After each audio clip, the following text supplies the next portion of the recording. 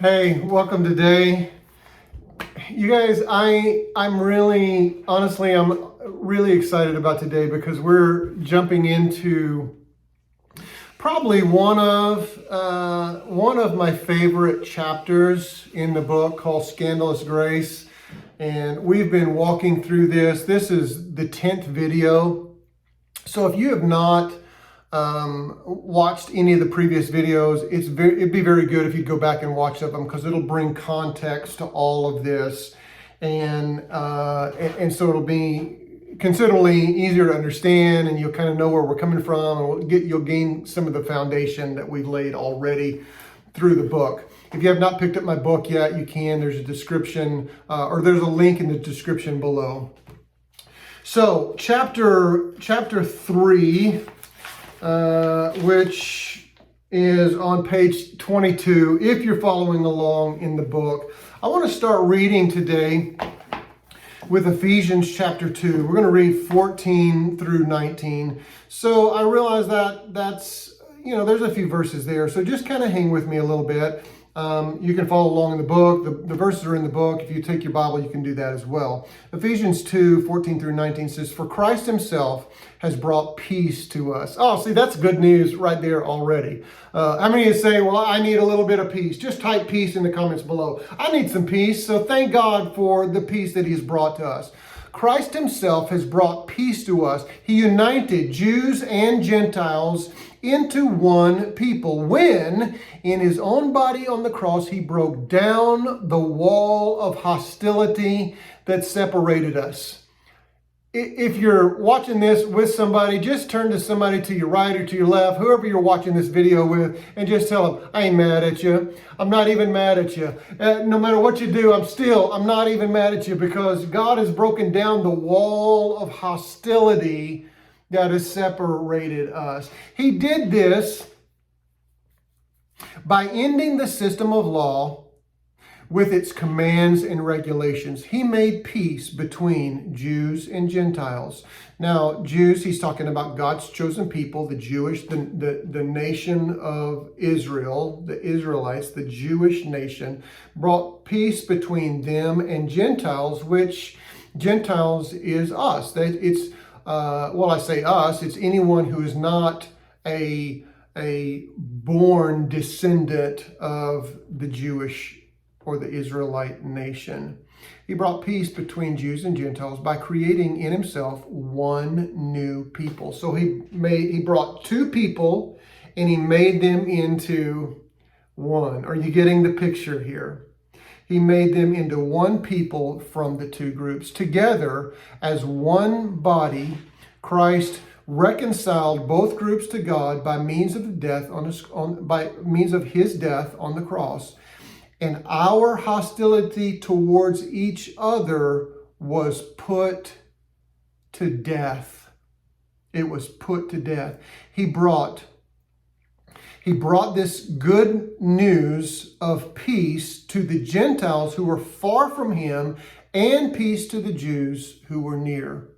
Now, all of this, or all of us, can come. We all together, both those near to God and those far from God, as Paul puts it, Jews and Gentiles, both peoples that he's made into one. Now, all of us can come to the Father through the same Holy Spirit because of what Christ has done for us. So now, you Gentiles are no longer strangers and foreigners. You are citizens along with God's holy people. You are members of God's family. That's chapter 3. We are family. Come on, tell somebody, sing it to somebody. Sing it. I think of that song, sing it, say it to somebody, say, we're family. Type it in the comments below. We are family. Sing along with the song. We are family. I've got all my sisters in me. We are family. Get up, everybody, and sing. You don't want me to sing it, but I'm just going to say it. Everyone can see we're together as they walk on by, and we fly just like birds of a feather. I won't tell no lie. All of the people around us, they say, can they be that close? Just let me state for the record, we're giving love in a family dose.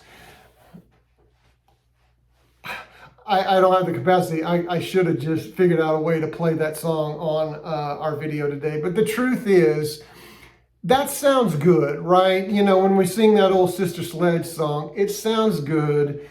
It seems like a good thing. But the problem is, though it may seem great on the surface, oftentimes our families don't feel that way. Often family feels more like dysfunction than it does this close family, you know, we're giving love in a family dose. You know, the truth is, in our culture today, family feels a lot like dysfunction. It's absentee parents, it's uninvolved parents, it's divorce, it's separation, it's all of this chaos. It's using children as weapons or pawns to punish the other parent because they don't like what they did. So they tell their kids, okay, well, this is what's all wrong with your father, and so they pit their kids against their father, and then the father goes or they go to their father's house the next weekend, and the father pits the kids against the mother. This is what's wrong with your mother, and it's just this chaotic, dysfunctional feeling instead of this real close-knit family relationship. And unfortunately, there's physical abuse, there's emotional abuse, there's mental abuse, infidelity, comparison. You know, we live in such a social media driven culture today. A man can look at a man can look at hundreds of women in just a matter of a few seconds that years and years ago, before all of this was available, it'd take you a whole lifetime to see that many beautiful women. And so we fill our minds, and so there's infidelity in our relationships, and people are just fighting and struggling. And yet in Ephesians chapter 2, verse 14, it says, "For Christ himself has brought peace to us." Peace. In the midst of all this pain and suffering, fighting, infidelity, divorce, all the stuff that we really feel a lot of times in family, yet Christ has brought peace to us. He has united Jews and Gentiles into one people. So God is creating this family. He has united them into one when in his own body on the cross, he broke down the wall of hostility that separated us. So every brick in the wall, Paul says, has been broken down. Every brick in the wall has been broken down. Even when it doesn't feel that way, even when it doesn't seem that way, even with everything that we look at, all the evidence points to chaos and dysfunction, and yet Jesus, through the Apostle Paul, is telling us, look, I am breaking down all those walls. I've broken that stuff down, and I'm getting rid of the hostility that has come between us, between those who were considered close to God, and even those who were considered far away. The wall keeping Jews and Gentiles separated has been broken down. And I'd like to say it like this, because I'm kind of on a song kick here. Not even Pink Floyd can build a wall that will separate us. Understand this, the idea of Jews and Gentiles being united that Paul was writing about here, this was scandalous in those days. And you may be listening even to what I'm saying. I'm kind of relating this even into our own families. It may feel a little scandalous to you, like, well, there's still lots of walls in my family. And there's still a lot of separation in my family. But God broke down the walls so that he can heal that. so that he can heal that dysfunction, so that he can bring together those who are far and those who are near. For Christ himself has brought peace. I'll just say it out loud. Christ himself has brought me peace. Say it out loud. Say it like you mean it. Say it and really truly feel this. Christ himself has brought me peace. He has united two people into one. He has broken down walls of hostility. There is no more separation between Jews and Gentiles. Let's say it like this. There is no more separation between us and them. It is not us and them anymore. Now it is we together. See, this was God's eternal plan. This was God's plan. That's what Paul is talking about here. He's writing to the Ephesians. He's saying, you know what? It may not seem like this to you guys right now, but I am telling you, these are the purposes and these are the plans of God that He decided in advance. Ephesians 3:6. This is the plan. Both Jews and Gentiles who believe the good news shall share equally in the riches inherited by God's children. Both are part of the same body, and both enjoy the promises of blessing because they belong to Christ. Sometimes our struggle with understanding what Paul is saying here about God creating this family is we relate our spiritual family to our physical family. And when our physical family doesn't feel right, I could even say when our physical family doesn't function right, then we don't know how to we don't know what it means. We don't know what it means to be a godly father because maybe we didn't have a godly father as an example to show us what it would look like to be a godly father. But this is the plan. Paul is showing us that the plan of God is to bring together a beautiful family that loves him, that loves one another, that supports one another, that speaks life to one another. And maybe you're listening to this right now and nobody's speaking life to you. And I came here to tell you today that God has a beautiful plan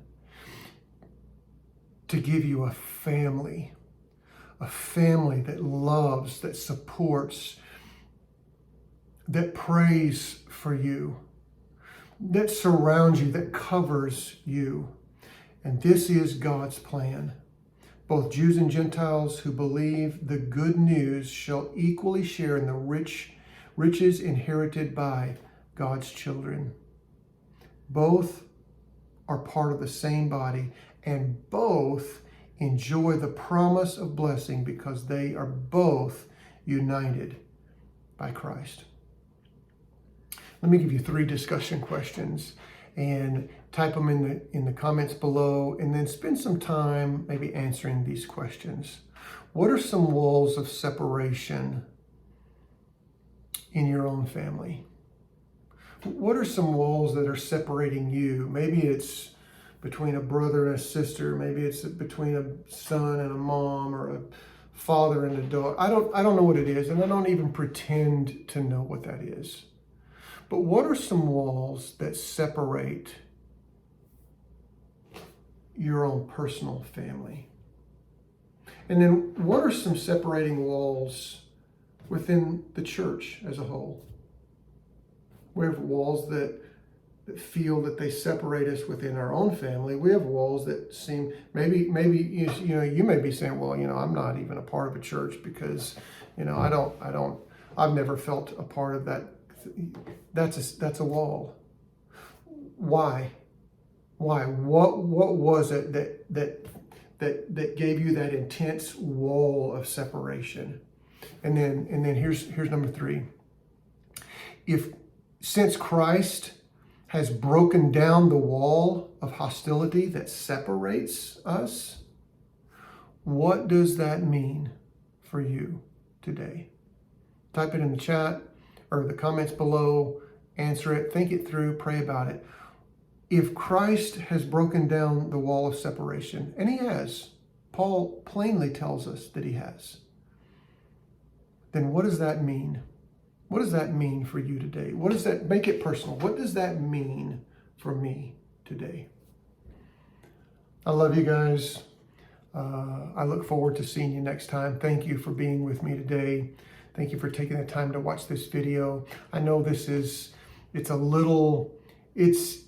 kind of digging deep. You know what I mean? This is not some lightweight, yeah, this is all fun, yada, yada, yada. No, I understand that this is digging a little bit deep. And this is kind of uncovering some things. So press through the difficulty of it and just see what God will do. I look forward to seeing you next time. Love you guys. Have a great week.